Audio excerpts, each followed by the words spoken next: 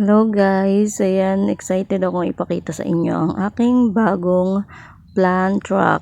Tapos, ayan na yung ginawa ko, inayos ko na sila dito. Ito yung mga nakalagay, yung mga bago kong succulent. This one is si Alba Beauty. Kita nyo tumataas na yung mga dahon niya kasi may naaarawan na siya. Tapos ito yung pinaka head ng aking variegated purple delight. Then tingnan nyo yung mga pots. Balak kong bumili ng maliit kagaya na yan para magandang tingnan and pag nagka budget. So ito is alam ko na yung ID, si Pink Enchantress. Then this one is si Blade Runner, Pink Rosa. Tingnan nyo, gumaganda na siya. Then Peach Candy. Ayan yung mga bago ko, nilagay ko dito. Tapos itong Bainesi na kinat ko. Then Tito Buns na Propa. And then Fly to the Sky. Fly to the Sky. Dito ko na sila nilagay. Then this one is Strawberry Wine. And ayan, okay naman sila dito. Madiba, medyo gumaganda na sila. And ang aking winter jasmine, okay naman nung pinaghiwalay ko sila. Then ang aking pinropa na cheesecake or niripat. So ayan yung first layer, ang ganda, diba? Ang ganda nilang tingnan, lalo na pag magkakamukha yung pots. Then ito is si purple card. And then Murasaki. Ito yung kinat ko na marble gold. Then Jijunhee, lumiit na siya. And then Pink's Hat. Yun sila dito. Then okay pa naman ang aking variegated silk bill. And then marble gold. And then si Choco Soldier. And ayan yung aking kinat na White Lotus. Ayan, puro dry leaves na. And then this one is si Blue Opalina. Tingnan nyo, parang may mealybug siya. Ayan, sprayan ko to mamaya. Ayan, sprayan ko mamaya. Then ito ang aking Apple Beauty. And then si Mule. Hindi ko pa sila nawawater. Then ilang weeks na sila dito na ayos. Then si aking Jadieta. Hindi ko na-update kasi medyo masama ang aking pakiramdam. Then ito si Apple Champagne, Tuyot. Then propagation, from leaf propagation ng Murasaki. Tingnan nyo na may soil. Then ito yung variegated na kinat ko. Wala pa siyang offset. And then si Pat's Beauty. Ayan. Then ito yung aking kinat na variegated Meloti. Then meron pa akong banana. Surviving. Tapos ito, propa ko na ano na siya. Nag-dry na siya. Si Choco Soldier. So ayan yung second layer. Hindi pa sila magkakamuka. Pag may budget, ayan, bibili ko ng mga pots na magkakamuka. Then dito tayo sa last layer. Ito si Black Tie. Parang ang hirap dumami ni Black Tie. Then this one yung variegated Supreme. Then ito Murasaki.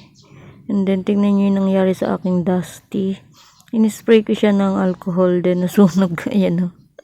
Sobrang dami kasing mealybugs. Sobrang lapitin ng mealybugs. Ayan o. Ni-spray ko siya lagi ng alcohol. Then nasunog ito. Ayan pinaka-reset niya. So ayan, ito din si Autumn Flame. Ayan, ni-spray ko din to o. Ayan, nawala na yung color niya. Ayan, then this one is Murasaki Propagation. And then si Missing You na kinat ko. Then ito, hindi ko alam yung ID, pero gusto ko na siyang ikat kasi ang taas niya na. Hindi pa ako nagwa-water ulit. Then ito si Choco Soldier. Ang ganda ng color oh. Bala ko siyang pagsamasamahin, ikakat ko. Tapos pagsamahin ko siya sa isang pots. Then ito yung isa na aking variegated Milote na propa. Ayan, kinat ko, may mga babies na ulit na sumusulpot. Then sa pinakababa is naglagay na lang ako ng bonsil. So ayan yung aking bagong lagayan dito. Ayan, gumanda sa harapan ng aking mother. Dito kasi siya nakalagay kasi pinakalikod yung bahay ko, di ba? Ayan yung mga bago. Ayan, tapos babaguhin ko pa yan. Bibili ko maliliit na pots. Ayan, babaguhin ko pa sila. So ngayon wala pa tayong budget, dyan muna. Tapos ayun yung aking mga nasa vertical is naaarawan na. Ayan na, naaarawan na sila dyan. Morning sun. Then ayun yung dati kong pinaglagyan, nilagay ko dito sa gilid para pwede ko pa siyang paglagyan ng mga propagation ko. Tapos ayun yung mga ipa ko sa ilalim, nilagay ko dyan, mga ginagamit ko, soil mix. Ayan, dyan muna. Then punta tayo dito sa aking isang plant rack. Binago ko, ito yung mga nasa pinaka last layer. Ayan, nilipat ko dito sa taas. So ayan sila, okay naman. Nilipat ko para maarawan yung purple delight ko. Ito si variegated retusa, bala ko siyang ipaghiwa-hiwalayin yung mga babies para lumaki yung pinaka mother niya. Ayan, then ito yung aking missing you. Ito yung pinaka head na to. Ayan, pero meron na siyang baby. Then ito yung aking mga purple delight, na arawan na sila dito. Kaya inilipat ko dito para mas gumanda sila. Oh, laki na nila. Ito sobrang laki na. Oh, ito yung kinat ko na nasa vertical na naka trailing. Ayan na siya ngayon. Ang ganda, ang laki. Ayan, gaganda na siya kasi meron na ditong morning sun. Kaya nilipat ko dito. Then dito sa last layer nilagay ko to. Tingnan nyo si Chloe. Ang laki na, kaso green. Tapos ito yung aking Aron Pay. Ang ganda niya. Oh. Akala ko mamamatay ito kasi naglagas yung pinakailalim niya, pero okay naman. Tapos itong aking variegated twirl, nagtanggal ako ng isang niya, leaves niya, kaso hindi siya diretso, hindi siya gusto ko sana siyang ipropa, kaso hindi siya nagdiretso, na bulok. Then ito yung aking ghost plant. Kaya naarawan na siya dito ng morning sun. Tapos may papakita ko sa inyo itong aking Adolphi. Ang ganda ng color niya. Naaarawan na siya ngayon dito, pero hindi siya naaarawan dati, pero ganyan yung color niya. Ang ganda. Ngayon meron na ditong morning sun, lalo siyang gaganda. Ang ganda ng color niya. Adolphi yan. Then ayan yung aking mga nasa vertical, naaarawan na yung nasa taas. Ayan, maarawan na sila lahat siguro pag gumanda na yung sikat ng araw dito. Tapos ayan, naarawan na. And ayun lang, in-update ko kayo sa aking bagong lagayan.